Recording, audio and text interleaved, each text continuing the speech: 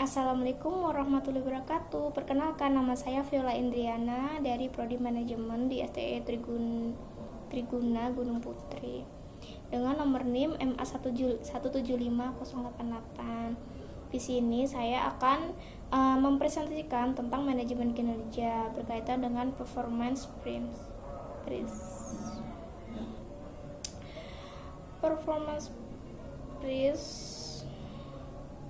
merupakan suatu model yang digunakan untuk pengukuran kinerja yang menggambarkan kinerja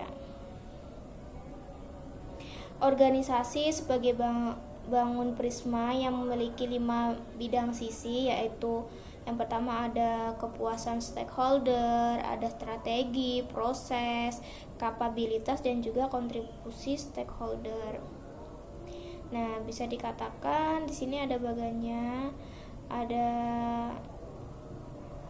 yang tadi sudah saya sebutkan, ada kepuasan stakeholder dipengaruhi oleh strategi, proses, kapabilitas, dan juga kontribusi stakeholder. Ini merupakan suatu proses yang saling berkaitan satu sama lain. Yang pertama kita akan menjelaskan tentang kepuasan stakeholder.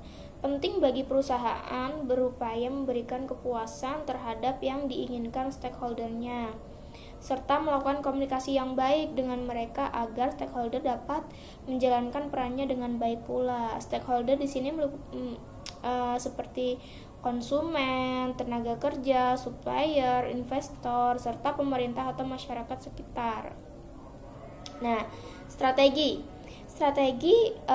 merupakan alat yang digunakan untuk mengukur kinerja organisasi dan dapat dijadikan sebagai acuan pencapaian organisasi. Jadi cara bagaimana sih kita bisa mengukur kinerja suatu organisasi ini, dan juga strategi ini merupakan suatu cara yang bisa dikatakan sebagai acuan untuk pencapaian organisasi.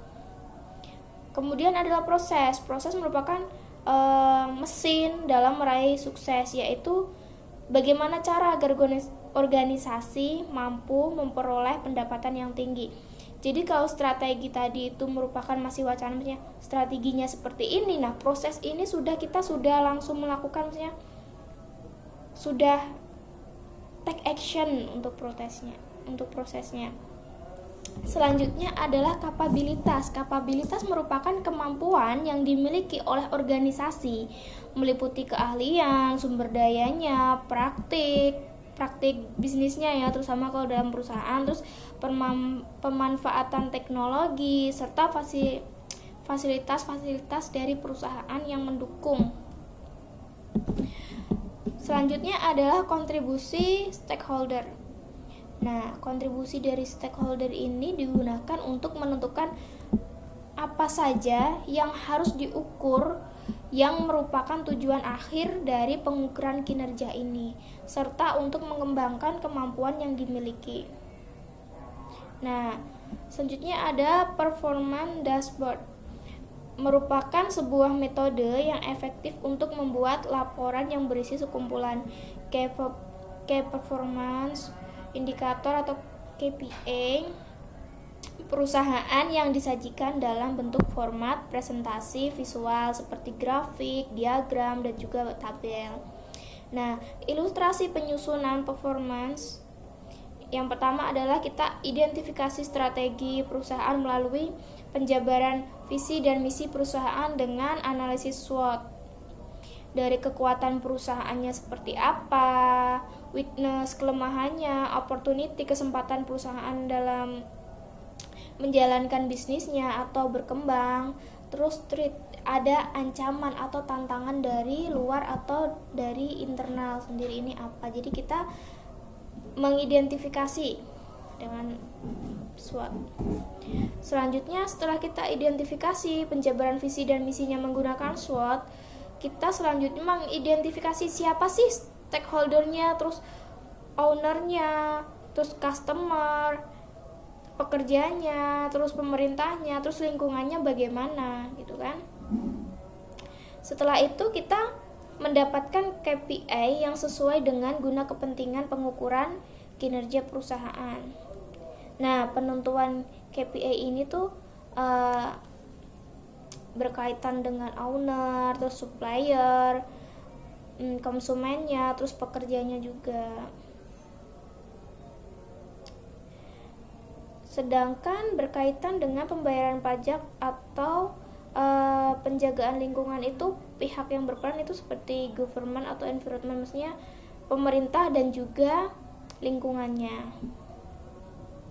Nah, manfaat dari Prisma Kerja ini yang pertama adalah memungkinkan organisasi untuk mengembangkan strateginya, proses bisnis, dan juga langkah-langkah yang disesuaikan dengan kebutuhan spesifik semua kelompok pemangku kepentingan di sini.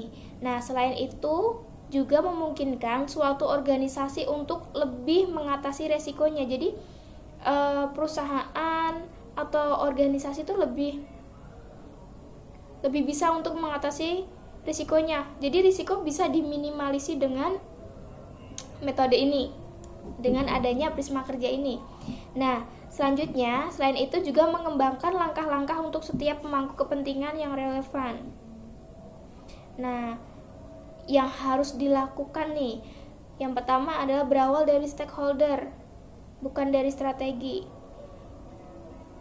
Ya, jadi siapa sih konsumen kita, terus siapa pekerja kita, supplier kita pokoknya harus punya jaringan dulu ya.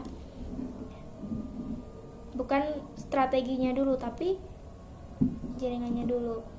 Kemudian pahami tidak hanya yang pemangku kepentingan inginkan, tapi kontribusinya apa, seperti pendanaan investor, talent, energi, kayak seperti itu ya. Selanjutnya adalah untuk mempertemukan, yang harus dilakukan adalah untuk mempertemukan kebutuhan dari masing-masing stakeholder. Jadi tadi itu stakeholder kan ada konsumen, ada supplier, ada pekerja juga kan. Itu kita cari jalan tengahnya, maksudnya mempertemukan kebutuhan dari masing-masing stakeholder itu. Terus yang perlu kita hindari atau jangan kita lakukan, yang pertama adalah jangan lupa kepentingan dari regulator dan komunitasnya. Yang kedua, jangan mengabaikan hubungan timbal balik antara organisasi dan juga stakeholder.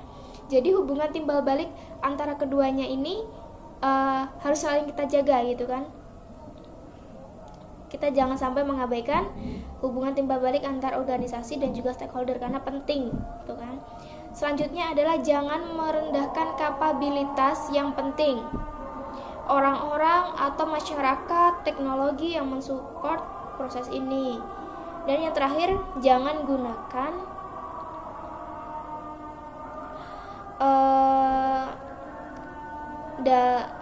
gunakan metode ini dalam organisasi yang sederhana.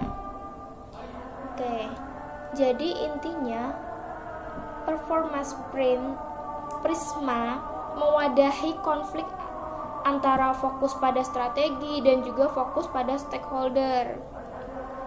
Sekian dari saya, kurang lebihnya saya minta maaf.